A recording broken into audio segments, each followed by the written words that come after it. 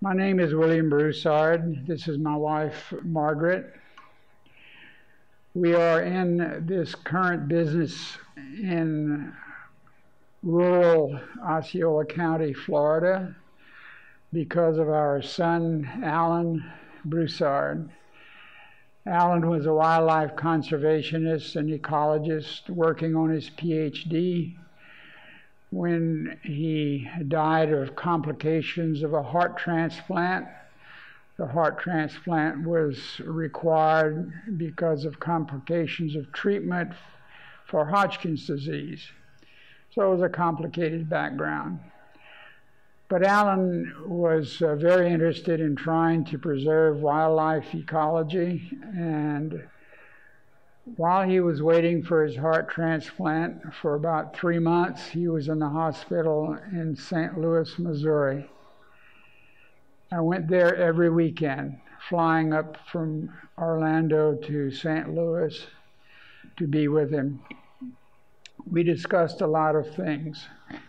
And on the Thanksgiving weekend, we had a lot of time, and we talked about the area just south of the Crescent J Ranch, which we had owned since 1969, which was adjacent to an area sold off in a Florida land scam. The land scam had pretty much kept it in its natural condition. And Alan was very interested in trying to save that tract of land in its natural condition. So after talking about it for a while, he pointed out to me that the Nature Conservancy did that kind of work, and perhaps we could get them interested in trying to carry out that project. After he died, which was just 4 days after his 29th birthday, we contacted the Nature Conservancy and got them to come out and look at the project. They said it was too complicated for them because there were over 500 owners in this 3,200 acre tract of land. And so we had to take it on ourselves. We set up a nonprofit scientific corporation, a 501c3, named the Alan Broussard Conservancy Incorporated. We purchased our first lot in there late in the year that Alan died, and we've been working on it ever since. Now, in order to make it economically feasible to continue this project after we are gone, we had to develop methods of income so that it could persist. In order to do that, we've done a number of things. First of all, we had the operating ranch, which continued in its operations, sells cattle, sells horses, and we started other events. We set up what we call the Eco Park, which is a zip line, a roller coaster zip line, the only one in the United States, canopy cycle, the only one in the United States, a high jump similar to a bungee jump. We have a summer day camp for our children. No, it's not a day camp, it's a sleeping camp. They come and stay for 1 week, and 1 week at a time. Not really a day camp, it's a week camp. They stay for 1 week at a time, and it's operated for 8 weeks during the summer. And children can stay the whole 8 weeks, or they can stay for 1 week, whatever. And we have, it's pretty well attended. We have camp counselors that come from Europe, South America, from many places. So it's interesting contact for the kids that come to the camp. the camp children get to take part in many activities, including the zip line, including horseback rides. Horseback tours are one of our events here. We have undoubtedly the best horseback tour in the state. We also have a remote camp that is accessed on horseback, where visitors can ride out to the camp one day on horseback, stay out there overnight, come back on horseback the next day. On the ranch side, we have what we call rawhide roundups, where the tourists can participate in rounding up cattle, bringing them in to work the cattle. And we're pretty sure that's the only one. This is the only one in Florida. So that's an idea of what we're doing and why. The why is simply that I promised Alan we'd give it our best shot to acquire and protect the natural lands south of the ranch, the Crescent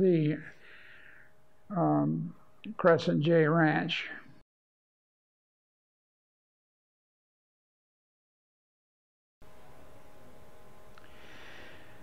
I'm a 10th generation cattleman. My first ancestor involved in the cattle business came from France to Canada in 1647, and my direct line of ancestors from that time have all owned and branded cattle. When we came to Florida, we came to Florida because my wife was born and grew up in Florida. So that's what determined why we settled here after my military service. I was in the Army during the Vietnam era. I was in for 8 years, 3 months, 11 days, and a few hours.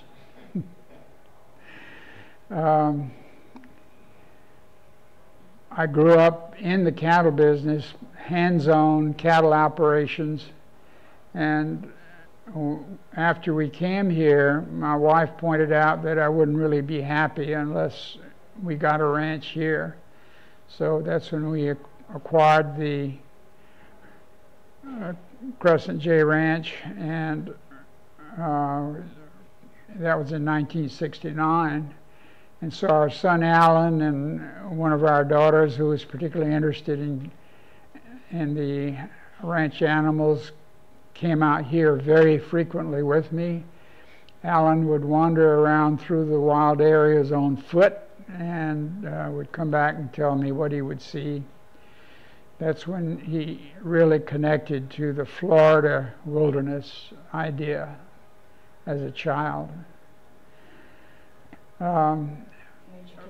When I was still a young child, I learned pretty quickly that ranching and farming was a risky business.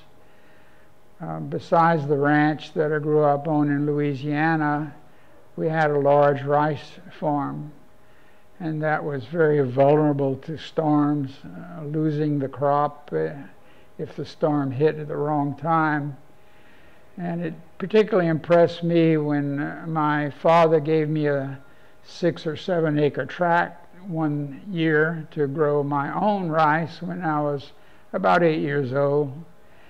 And I worked all through the hot summer taking care of that, and just before harvest time along came a storm and destroyed the crop. So I got the idea farming is a risky business. And after my father's advice, I decided to go on to medical school. And I went to medical school at the University of Minnesota, and then directly after medical school, my deferment expired, so that's why I went into the Army to, get my military service requirement over. And we were stationed in Germany for 3 years. 3 years of that 8 years, which was a very valuable experience. Then when we came back, we settled in Florida and started it up.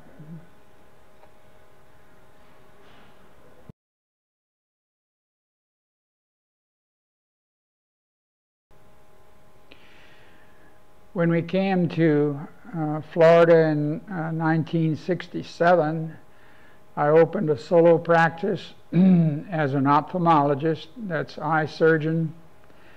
And in the beginning, I had 1 employee and 2 rooms rented and a couple of patients, but it wasn't long before I had a lot more patients. The practice began to expand. In a few years, I added a partner, and it kept growing and expanded to now 14 doctors, 5 locations, including a surgery center. And I retired from the practice in 2015, after 48 years in practice.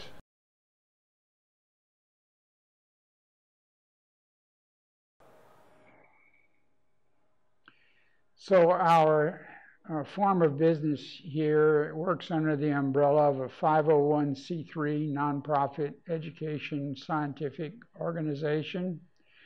This allows us to continue the program, to continue my ranching heritage, which means a lot to me, and also allows us to preserve the land in the natural area. The natural area land has only, we try to preserve only natural native species, plants and animals. We have to work constantly to keep the not native invasive stuff under control. It's a big job doing that, but it's working. We're able to do that. The 501c3 also allows us to invite the public to donate. It will allow us to have a reasonable opportunity to get grants. And we've had some significant donations because it is a 501c3.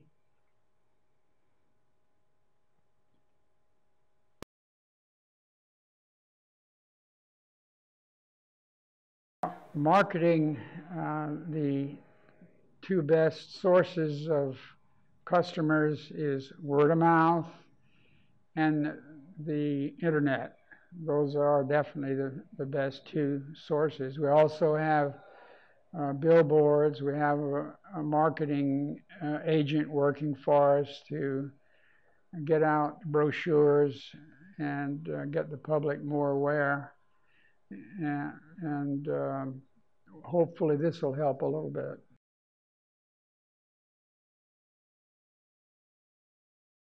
Because of the internet and computers, we are available to anyone worldwide. We can make reservations online. Anyone who calls in, or they don't have to call in. They can do it directly off the web page, make reservations, and it gives worldwide availability.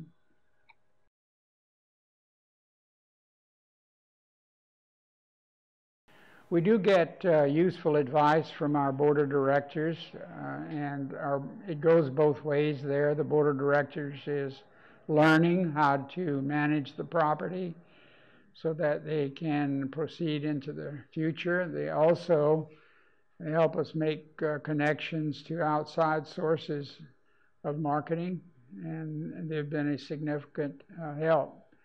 And of course, our general manager and my wife and my poodle all help.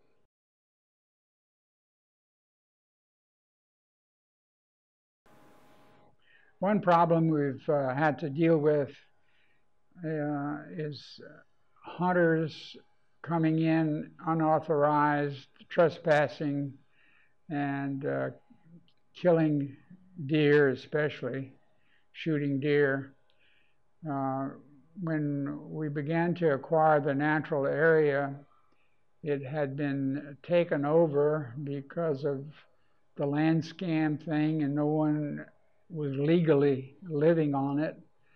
It had been settled in by a group of hunters who just took it over, just came in trespassing, set up a camp. They had 45 trailers set up. They had electricity and running water, and some of them had been there as long as 30 years. So it was a big fight to get rid of them. When I warned them ahead of time that we were acquiring the land and they would have to leave. And one day I had hired some private security guards. I locked the gate early in the morning. It was at the first day of turkey gobbler season in March, and about 40 hunters showed up, and there was a big confrontation. I had to call the deputy sheriff who came and confirmed to the hunters, because I had acquired all of the land along the highway, that they would trespass if they stepped across that fence. So that's, we got rid of most of them that day. But they still come in from the back fence, the side fence, and I'm sure that's going to go on forever. So we have to continually patrol that, watch that, and protect the property and the animals that they come in to kill.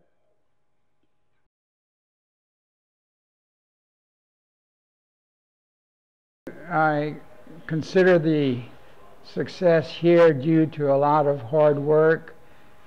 For 45 years plus, I worked 80-hour weeks, working at my practice, then working out here, and that's what it took to put all this together over time.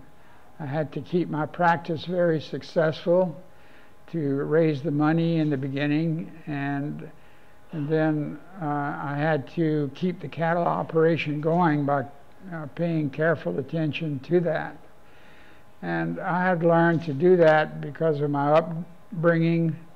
My father did that himself on the ranch and rice farm in Louisiana, and so I learned from him that if you want to be a success, you better be ready to work. And that kept me going as a child, and then it was automatic after that. Didn't have to think about it, just did it.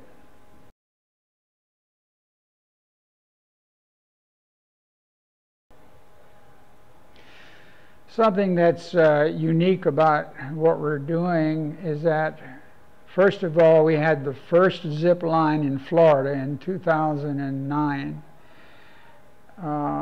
Then copycats have popped up all over the state since then. However, no one else is doing it for the reason that we're doing it, that is to preserve the land, keep the land in its natural state, to educate the public about the importance of protecting natural areas, and also to educate the public about the Florida heritage of ranching. Large-scale ranching actually was developed in Florida, and I'm talking about worldwide.